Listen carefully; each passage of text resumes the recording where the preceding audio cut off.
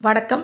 Welcome to அங்கனா சமையல். இன்னைக்கு ரொம்ப சுவையான, அதே சமயம் ரொம்ப ஹெல்த்தியான ஒரு புட்டு ரெசிபி தான் பார்க்க போறோம். இது வந்து கோதுமை மாவு புட்டு. வீட்ல இருக்கிற பொருள வச்சு ரொம்ப ஈஸியா, சிம்பிளா 10 நிமிஷத்துல ரொம்ப சூப்பரான ஒரு புட்டு ரெடி பண்ணலாம். இது குழந்தைங்கள்லேருந்து பெரியவங்க வரைக்கும் தாராளமா எப்ப வேணுனாலும் சாப்பிடலாம். ரொம்பவே சுவையான இந்த புட்டு எப்படி செய்யுதுன்னு பார்க்கலாம் வாங்க. முதல்ல ஒரு மிக்ஸிங் பவுல் எடுத்துக்கங்க. அதுல 2 கப் அளவுக்கு கோதுமை மாவு சேர்த்துக்குங்க. நான் இந்த கோதுமை மாவு பச்சையா தான் சேர்க்கிறேன். நீங்க விருப்பப்பட்டா, ஒரு வாணல சூடு பண்ணி, சூடு ஏறின பிறகு அடுப்ப ஆஃப் பண்ணிட்டு, இந்த மாவ சேர்த்து கொஞ்ச நேரம் விட்டுருங்க. அதுக்கு பிறகு நீங்க எடுத்து மாவ சேர்த்து பயன்படுத்திக்கலாம். இப்ப நான் ஒரு குழாப்புட்டு பாத்திரத்த எடுத்து, அதில பாதி அளவு தண்ணி சேர்த்து, இப்ப நான் கொதிக்க வச்சுக்கிறேன். இந்த தண்ணி கொதிச்சுட்டு இருக்கும்போதே நம்ம மாவ ரெடி பண்ணிக்கலாம். இப்போ ஒரு 1/2 டம்ளர் தண்ணி எடுத்துக்கங்க. இந்த தண்ணியில ஒரு 1/4 ஸ்பூன் உப்பு சேர்த்துக்குங்க. இந்த உப்பு கரைஞ்ச பிறகு நம்ம இப்ப இந்த தண்ணிய மாவுல சேர்த்து நம்ம பெசஞ்சுக்கலாம். இப்ப இந்த தண்ணிய கையால லேசா இந்த மாரி தெளிச்சு தெளிச்சு தான் பெசையணும். தண்ணிய மொத்தமா மாவ ஊத்திடாம, நீங்க இந்த மாரி தெளிச்சு பெசஞ்சுக்கங்க. நீங்க ஒரேடியா மாவு ஊத்திட்டீங்கன்னா, உங்களுக்கு மாவு கொழ கொழன்னு ஆகி, உங்களுக்கு புட்டு சரியா வராது. அதனால கொஞ்சம் கொஞ்சமா தண்ணி தெளிச்சு தெளிச்சு நம்ம பெசஞ்சுக்கலாம். அதே சமயம் இந்த புட்டு மாவு உதிரியா இருக்கணும். கட்டி இல்லாம இருக்கணும். அதனால நல்லா கையால பெசஞ்சு விட்டு கட்டி இல்லாம உதுத்து எடுத்துக்கங்க. ஒரு சமயம் உங்களுக்கு கட்டி அதிகமா இருந்தது, சரியா பெசைய முடியலன்னா, நீங்க ஒரு ஜல்லடையில வச்சு சலிச்சு கூட எடுத்துக்கலாம்.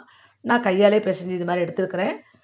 இப்ப இதுக்கு 1 கப் அளவுக்கு தேங்காய் துருவல் எடுத்துருக்கிறேன். இப்ப நம்ம குழா புட்டு பாத்திரத்தோட அச்சு எடுத்துக்கலாம். இந்த அச்சுல இந்த மாரி சின்ன ஒரு அச்சு இருக்கும். அத போட்டுக்குங்க. இப்ப முதல்ல நம்ம தேங்காய் துருவல போட்டுக்கணும். 1 டேபிள் ஸ்பூன் அளவுக்கு தேங்காய் துருவல முதல்ல போட்டுக்குங்க. இத கரெக்ட்டா இது மாரி ஈவனா செட் பண்ணிக்கங்க. இதுக்கு மேல 2 டேபிள் ஸ்பூன் அளவுக்கு கோதுமை மாவ சேர்த்துக்குங்க. இந்த மாவ சேர்த்துக்கிட்டு, நீங்க அச்ச இந்த மாதிரி லைட்டா அட்ஜஸ்ட் பண்ணி சரி பண்ணிக்கங்க. அழுத்தி எதுவும் விடக்கூடாது. இந்த மாரி அட்ஜஸ்ட் பண்ணி தான் வச்சுக்கணும். இப்ப மாவு சேர்த்த பிறகு, திரும்பவும் 1 டேபிள் ஸ்பூன் தேங்காய் துருவல சேர்த்துக்கலாம். இது மாதிரி நீங்க கரெக்ட் பண்ணிக்கங்க. ஈவனா இது மாரி கரெக்ட் பண்ணி விட்டுட்டு, திரும்பவும் மாவ சேர்த்துக்குங்க. அதாவது 2 டேபிள் ஸ்பூன் மாவு. இதே மாதிரியே லேயரா ஒன் பை ஒன்னா தேங்காய் துருவல், மாவு இந்த மாதிரி மாத்தி மாத்தி போட்டு ஃபுல்லா போட்டுக்குங்க. இப்ப ஃபுல்லா போட்டாச்சு. இதுக்கு பிறகு திரும்பவும் 1 டேபிள் ஸ்பூன் அளவுக்கு தேங்காய் துருவல சேர்த்துக்குங்க. அதாவது அச்சுக்கு அடிபாகத்திலயும், மேல் பாகத்திலயும் தேங்காய் துருவல் இருக்கிற மாரி பார்த்துக்குங்க. பார்த்துட்டு அழுத்தி விடாம அப்படியே மூடி போட்டு, மூடிய நம்ம அந்த கொதிச்சிட்டு இருக்கிற தண்ணி பாத்திரத்து மேல வச்சிடலாம். இத வந்து நீங்க ஹை ஃப்ளேம்ல 10 நிமிஷம் நல்லா வேக விடுங்க. மேல உள்ள அந்த ஹோல்ஸ்லேருந்து 4 பக்கமும் நல்லா ஸ்டீம் வரும். அதே சமயம் நல்லா கோதுமையோட வாசமும் வரும். அதுக்கு பிறகு நம்ம அடுப்ப ஆஃப் பண்ணிட்டு கத்தியால குத்தி செக் பண்ணி பார்த்துட்டு எடுத்துக்கலாம். 10 நிமிஷம் கழிச்சு நம்ம பார்க்கலாம்.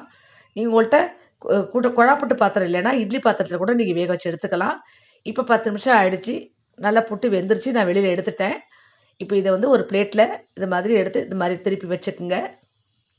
இந்த மாரி வச்சுக்கிட்டு ஒரு கத்தி எடுத்துக்குங்க. இப்ப நான் காமிக்கிற மாரி செஞ்சுக்குங்க. அந்த கத்தியோட முனை வந்து உங்களுக்கு அந்த அடியில உள்ள அச்சோட ஹோல்ல லைட்டா டச் பண்ற மாரி, இது மாரி குத்தி விட்டுக்குங்க. லைட்டா அப்படியே மெல்லமா அப்படி தள்ளி விடுங்க. ரொம்ப வேகமா தள்ளி விட்டீங்கன்னா, அந்த புட்டு கட் ஆயிடும். அதனால மெல்லமா தள்ளி விட்டுட்டு எடுத்துக்கிட்டீங்கன்னா, பாருங்க ஃபுல்லா கரெக்ட்டா வந்துருச்சு. இப்ப நம்ம அடியில சேர்த்த தேங்காய் எவ்வளோ அழகா வெந்திருக்கு பாருங்க. பார்க்கும்போதே உங்களுக்கு தெரியும். இது பார்க்கறதுக்கு மட்டும் இல்ல, சாப்பிடவும் ரொம்பவே சூப்பரா இருக்கும். இத கட் பண்ணிக்கிட்டு, நீங்க நாட்டு சர்க்கரை அல்லது வெள்ள சர்க்கரை சேர்த்து, இது கூடவே ஏலக்காய் பொடியும் சேர்த்து, கொஞ்சமா நெய் சேர்த்து பெசஞ்சு சாப்பிட்டு பாருங்க. அவ்ளோ டேஸ்ட்டா அருமையா இருக்கும். உங்களுக்கு ரொம்பவே ஹெல்த்தி கூட. இந்த குழந்தைங்கலேருந்து பெரியவங்க வரைக்கும் தாராளமா சாப்பிடலாம். நீங்க ஈவினிங் ஸ்நாக்கா கூட நீங்க எடுத்துக்கலாம். டின்னருக்கு, பிரேக்ஃபாஸ்ட்டுக்கு எதுக்கு வேணா நீங்க ரெடி பண்ணி சாப்பிட்டுக்கலாம். ரொம்பவே சுவையான இந்த புட்டு எப்படி இருந்துன்னு நீங்க செஞ்சு பார்த்துட்டு நம்ம கமெண்ட்ல சொல்லுங்க.